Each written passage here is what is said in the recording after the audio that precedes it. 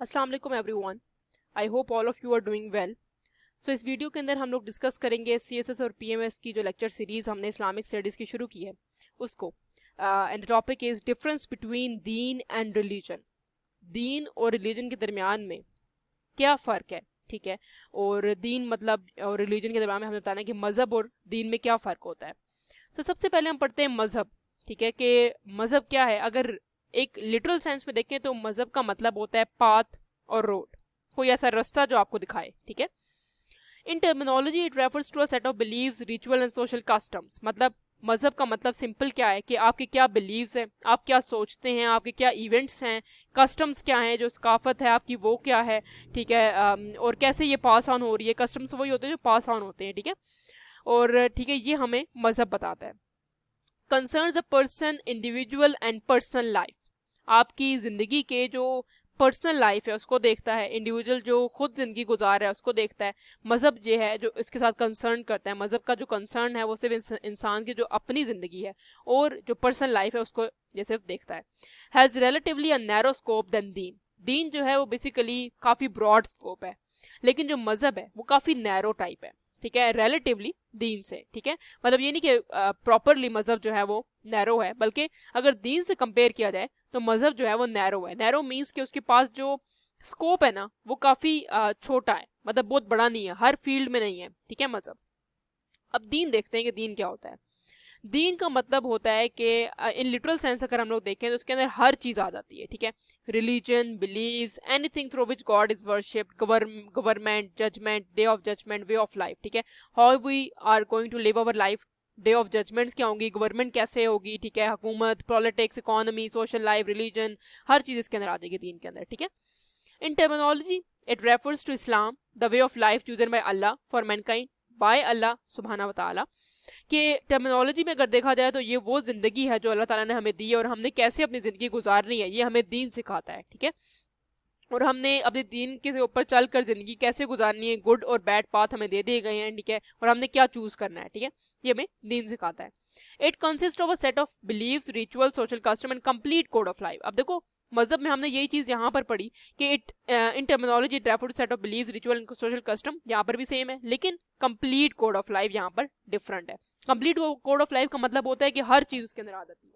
हर चीज़ से मुराद के social life भी है, पॉलिटिकल भी है, इकोनॉमिक भी है, इंडिविजुअल की अपनी लाइफ है, पर्सनल लाइफ है, हर चीज़, ठीक है। तो ये नहीं है कि बस सिर्फ दो तीन चीज़ों के बारे में डिस्कस करेगा जैसे मजहब करता है। इसका काफ़ी ब्रॉड स्कोप है, ठीक है, नैरो नहीं है। Whenever Allah subhanahu wa ta'ala has referred to Islam in the Quran, he has used the word deen instead of mazhab due to its wider scope। जैसे कि मैंने बताया इसका स्कोप काफ़ी वाइड है, ऐसा नहीं कि बस थोड़ा सा छोटा सा स्कोप है इसका। हर चीज़ क्योंकि डिस्कस कर रहा है दीन तो इसलिए इसका स्कोप बहुत बड़ा है। This day I have perfected your deen for you, completed my favors upon you and have chosen Islam for you as your deen। ठीक है, ये अब कुरान के अंदर अलमायदा से लिया गया है कि मैंने तुम पर अपनी दीन कंप्लीट कर दिया है, तुम्हारे पर अपनी सारी फेवर्स कंप्लीट कर दी हैं, ठीक है। और अल्लाह अल्लाह की तरफ से ये कहा गया है कि भाई इस्लाम को मैंने तुम्हारे लिए दीन चुन लिया है, ठीक है। तो दीन का लफ्ज मेंशन्ड है इस्लाम में, कुरान में, ठीक है। Surely the true Deen is the in the site of Allah is इस्लाम। जो बेहतरीन जो दीन है वो सिर्फ इस्लाम है, ठीक है। और अल्लाह ताला की नज़र में सिर्फ इस्लाम जो है वो हुई बेहतरीन रिलीजन है। He is the one who has sent down his messenger with guidance and the faith of truth, so that he makes it prevail over every other faith, no matter how the idolaters hate it। तो basically वो ये बताने की कोशिश कर रहे हैं, तौबा से ली गई है ये जो आया है, इसके अंदर बताया जा रहा है कि अल्लाह ताला ने मैसेंजर्स को हमारी तरफ भेजा है ताकि वो हमें गाइड कर सकें कि हमने ज़िंदगी कैसे गुजारनी है, ठीक है।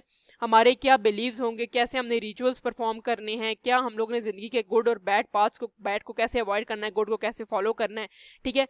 चाहे जितने भी हेटर्स हों, लेकिन मैसेंजर्स ने हमें सिखा दिया है कि ज़िंदगी कैसे गुजारनी है। अल्लाह ताला के ये मैसेंजर्स हैं जिन्होंने भेजे हैं, ठीक है, इंसानों की तरफ।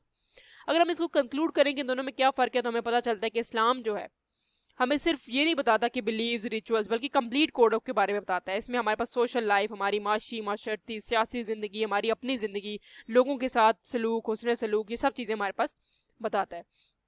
और हमारी ज़िंदगी का क्या मोटिव है कुरान के अकॉर्डिंग कि हमने अल्लाह की परस्तिश कैसे करनी है, अल्लाह ताला को कैसे मानना है, अल्लाह ताला को मानने का क्या तरीक़ेकार है। हमें बेसिकली कुरान जी सब कुछ डिस्क्राइब कर रहा है। हमारी ज़िंदगियों का मकसद सिर्फ अल्लाह की इबादत करना है।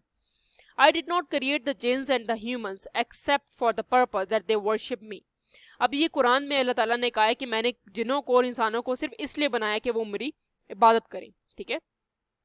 However, worshipping him all our life is not possible if worship is limited to set of rituals as we are as humans have humanly needs, ठीक है।